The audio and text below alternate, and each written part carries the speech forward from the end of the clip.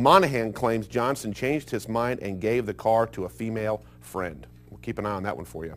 It'll be another month before city officials in Covington say presto to the magic bus that will roll through city streets on Friday and Saturday nights. The bus won't run this weekend for the first Friday gallery hop as hoped, but it will start making a circuit through the city as the next monthly event is held in June. By then, officials hope it will be fully painted with its own unique look. For $1 a night, riders can use the 28-passenger bus as many times as they want on the 15-minute loop. The city will rent the bus from the Transit Authority of Northern Kentucky. Its circuit will include the city's riverfront and restaurants, Main Strasse, Pike Street, Madison Avenue, and the Carnegie Visual and Performing Arts Center when that venue is hosting events.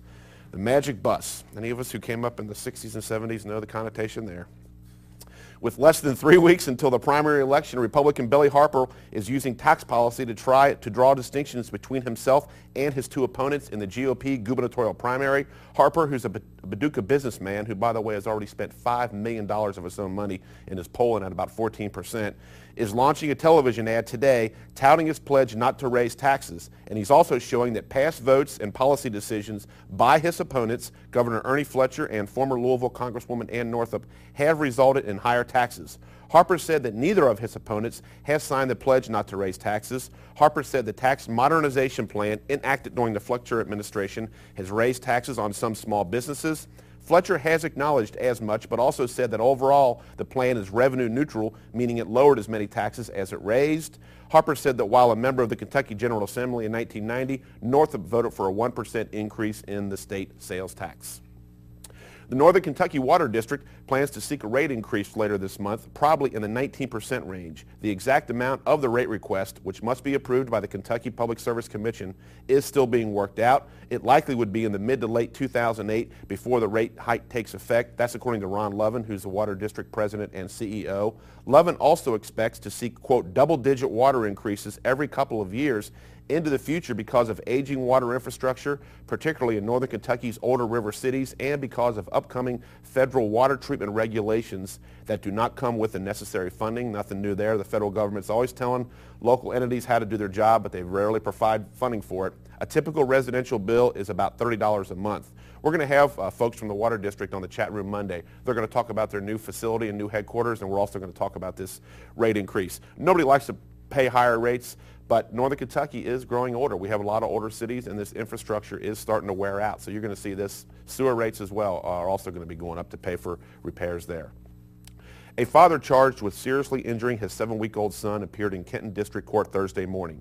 Christopher A. Stanfield, who's 20, of Erlanger, appeared via closed-circuit television on one count of first-degree assault, punishable by up to 10 years in prison. He remained at the Kenton County Jail Thursday in lieu of a $100,000 bond. Investigators say the infant, Zane Stanfield, received bruising to his head and face while being cared for by his father. Christopher Stanfield gave conflicting statements to investigators, and doctors said the injuries could not have been caused by any sort of accident. Zane remained at Children's Hospital Medical Center Thursday in a medically induced coma because he is unable to breathe on his own and has hemorrhaging on his brain. A preliminary hearing is set for next week.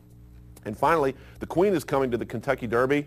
Now, so is the King. Auto racing legend Richard Petty will join the Queen of England and a bevy of other celebrities from sports, music, movies, and television for Saturday's 133rd running of the Kentucky Derby at Churchill Downs. Petty, who of course is nicknamed the King, will be the guest of Governor Ernie Fletcher and Kentucky Speedway Chairman Jerry Carroll. Carroll said it will be Petty's first trip to the world-famous thoroughbred horse race.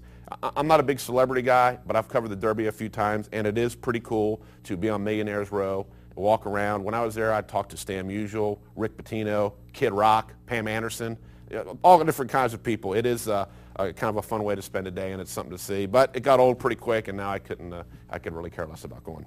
For breaking news throughout the day, you can log on to NKY.com.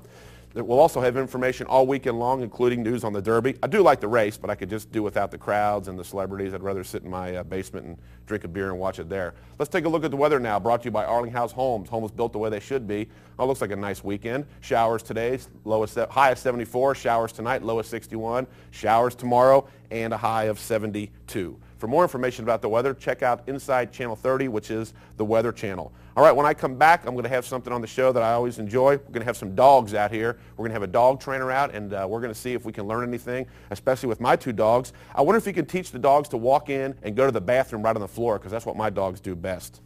I'll be right back on the chat room on ICN 6.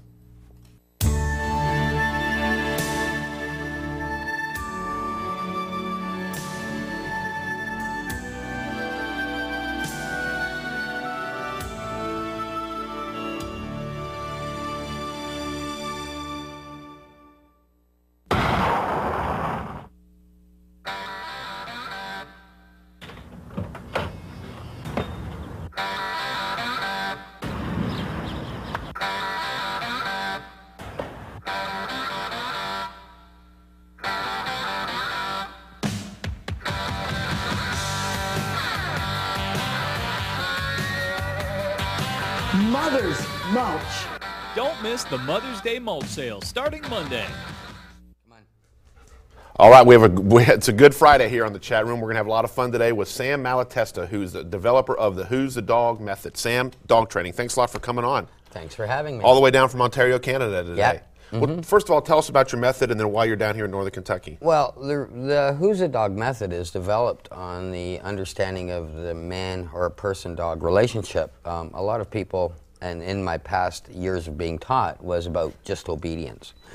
And I found that through those years, that wasn't the only thing that worked. You'll find a lot of people that'll train their dog in an obedience class, but they just can't seem to get it to behave in the park or the sidewalks and that.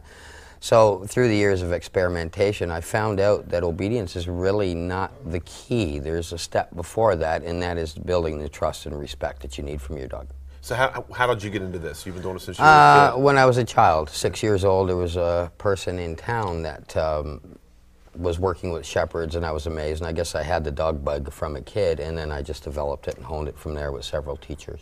And you have you live on 50 acres up in Ontario. Yes. And you have 28 dogs. 28 German Shepherds. Now, what are you doing here in town? You come down for seminars, right? Yes, I do seminars and I do teaching camps, which for the last 3 years I've been working with Rose's Rescue. Right. And, great group. We work for a monthly program where I come down for a month and teach people how to handle their dogs and solve aggression problems or any kinds of problems they have, develop the bond, and also work with teaching rescues and fosters how to do a better and more effective program. And there's the information on your seminars you're holding this weekend. Sam, what's the key? You came in, you have a couple dogs here, and we're gonna in the next segment we're gonna show some of your work. But it's amazing how well behaved these dogs are. Well, the key is that you have to be the rock. Yeah. And I mean, the cliche of alpha dog and that you hear in something is a sense like that, but some people may believe that that's a way of being harsh. It's not. I have this philosophy that if you're with something or someone, you need to go to them if you're in trouble or you're not feeling well, and that's a person that was always a rock in your life. So what I work on is teaching people how to be that rock so their dog will come to them in a time of trouble as opposed to deciding to deal with it on their own. And then that process is taught. And the way these dogs act, and you'll see here in the next segment, it is incredible. You can take these dogs out to the park, to walking down the street, and they're not going to run off or... Right. I've walked across the street in busy traffic with no leads, without any commands. I've gone through airports and flown to New Mexico on the bulkhead without any leads. The nice thing about these dogs is that because of the trust they have in me, I can even show them something instantaneously, and they will do it. We lowered one out of a helicopter on a cliff in New Mexico, and there was no panic, and they had never done it. So it's really about this dog, just like you and I would have somebody in our lives that would trust our relationship and our judgment, and that's basically how it works. And you travel all around the country doing this? Yep. Canada, the U.S. And what we're going to do, we're going to see your dogs, but then you're also going to take a dog that was just out of the shelter? Yep, she'd been out of the shelter a few days. I met her just out in the parking lot once, and she's a really nice dog. And I can show how I teach the dog not to pay attention to other things just by some of the things I do. Jeez, I can't wait to see this. All right, we're going to take a break. We come back, Sam and I are going to get these dogs out, and we're going to see part of us working, and it is pretty incredible. We'll be right back on the chat room here on ICN 6.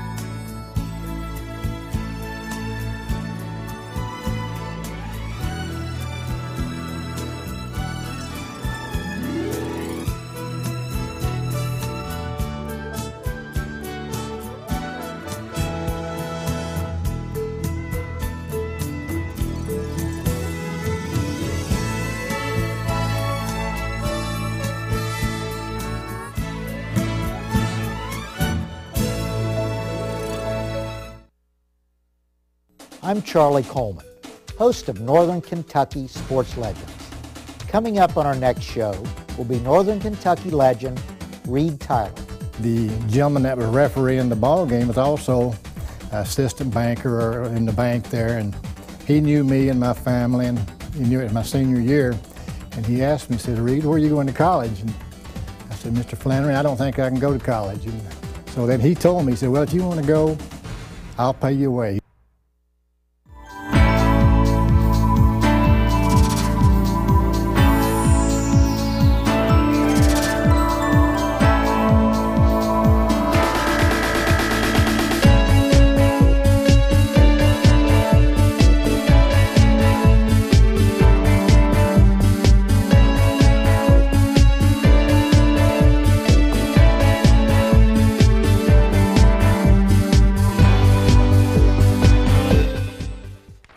Welcome back. We're with Sam Malatesta and his dogs. What are your dogs' names, Sam? Etra is here. She's 10 now, and this is her daughter, Trinka. All right. Who's the dog method? Is his training program. So show us how it works, Sam. Okay. What you'll see, Pat, is that these dogs are glued to me, and they gravitate to me. I don't really have to make commands. Come here. Okay. So whatever happens, I am their central world. Like I said, I'm the rock. Now, if I come up to meet you without a command, I can come up and just shake your hand. Yeah. And the dogs are not in your face. Right, yeah. Now, the other piece is when I'm walking around in the park, there's lots of distractions and disturbances. And if I can ask you, you can try to interfere with these guys. Just get in their way, and you are really, without sounding rude, irrelevant to them. Right. A lot of people say that, so don't worry about it. And this is what I believe is the problem with dogs out on the streets today, is that the dogs are becoming too interfering with people that may not want them around, or, and then we hear the thing that's saying, well, the dog was just trying to be friendly. Well, that's fine, but what we need to understand is that we have a responsibility to the dogs, to children, to people, that our dogs do not interfere, and nobody should be uncomfortable walking down the street with them. All right, let's get Kate Zink out here with the dog. We're going to... We're trained. Kate's from you're with Rose's Rescue, right, Kate? Come on out in Campbell County. Thanks for coming out. Sure, good to see you. Yep. Now, who's this? This is Roxy Girl. Roxy Girl, that's my dog. Okay. All right, go ahead. Okay, so what I like to teach is teach a dog not to interfere with other things. Now, my dogs are non-interferent. There's no reason why this one should be. So, as you can see, she's not sitting steady on a lead. She's everywhere. And all I do is just start to work. Come on, Roxy. Okay, she wants to interfere with the dogs. I don't. And I don't make the other dogs an issue. My thing is Roxy now. So a lot of people will do this with dogs, is they'll look at things that upset their dogs. But what you're doing there is you're teaching the dog that that thing is important. Okay. So I just focus on the dog, and I work and I train. He'll come here, sweetheart. Okay, it's nothing harsh. And I act as if nothing is going on. Now, if you look at Roxy's language, she's tense. Yeah. A little bit stiff. It's okay, baby. Sit down. We don't push harshly, and we work on relaxing the dog. We don't pressure the dog into doing it. Okay? And again, I don't use any gadgets, facial restrictive devices. The leash is not, come here. Good girl. Okay? And I'll work on the first thing is just come to me. Come here, Roxy. Good girl. Good, good. And this dog is right out of a shelter. Yep. Just a couple of days now. Have you had any chance to work with it at all? I saw her 5 seconds in the parking lot. That was it. That's it? Yeah, and dogs know who they're looking for out of people. Yeah. And again, just like a person, if you meet somebody that's your rock, you're calm. Yeah. And I would say at peace and relaxed. Yeah. Well, a dog knows the same thing. Well, now, if folks come to your seminars, what are they going to learn? And they will learn. You give them enough in a weekend that they can go back and start working on this? Yes, we set it up where you're taught a specific topic in the class situation, and then you're taking it and made